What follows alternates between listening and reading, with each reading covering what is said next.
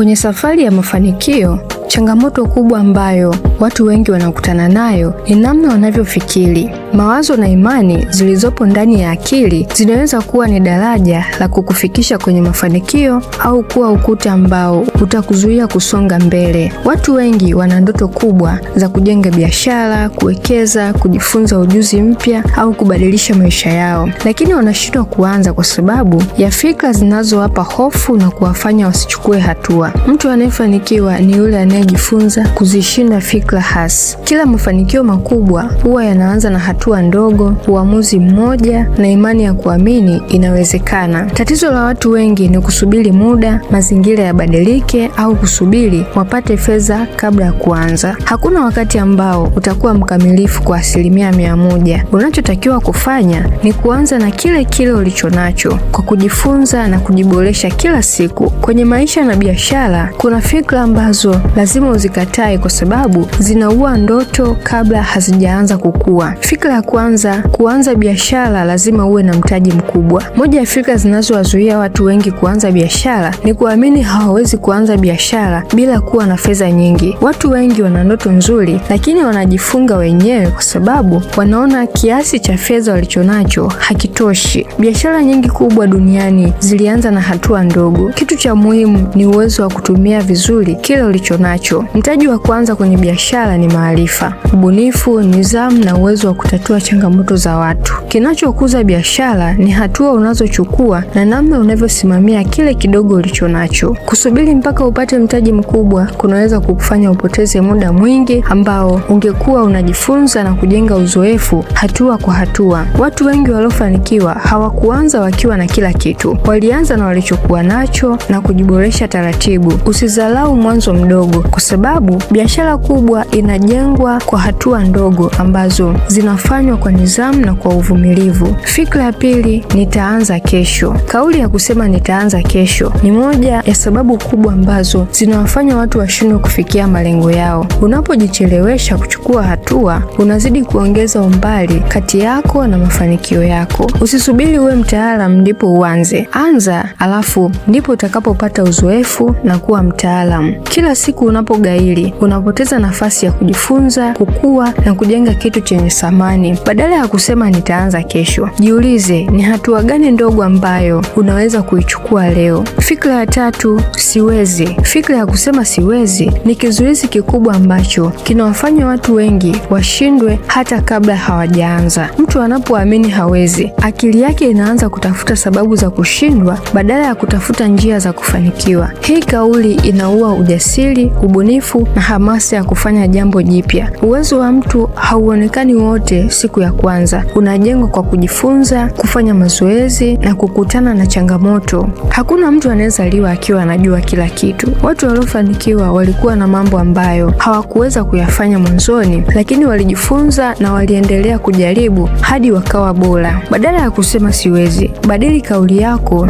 kuwa hata kama siwezi, nitaendelea kujifunza hadi niwe bora. Changamoto haziji kukuzuia, zinakuja kukujenga. Amini uwezo wako, tafuta maarifa na chukua hatua, kwa sababu uwezo wako unaongezeka kila unapojaribu. Fikra ya nne, watanionaje? Hofu ya mawazo ya watu wengine imewazuia watu wengi kufanya mambo makubwa kwenye maisha yao. Watu wengi wanaacha ndoto zao kwa sababu wanaogopa kukosolewa, kuchekwa au kuhukumiwa na watu wengine. Unapojaribu kufanya jambo jipya, baadhi ya watu wanaweza kukukosoa kwa sababu hawaoni kile unachokiona wewe ndani yako. Wanaweza kuona mwanzo wako ni mdogo na kusahau kila mafanikio yana hatua ya kuanzia. Ukiruhusu maoni ya watu ya kutawale, utaishi maisha ya kuwafurahisha watu na kuwaridhisha watu wengine badala ya kujenga maisha yako. Jifunze kutafuta ushauri kwa watu wenye hekima, lakini usiruhusu hofu ya watu ikuzuie. Watu wanaokukosoa leo wanaweza kuwa ni watu ambao watakuheshimu kesho baada ya kuona matokeo chanya ulioyapata. Fikra ya tano,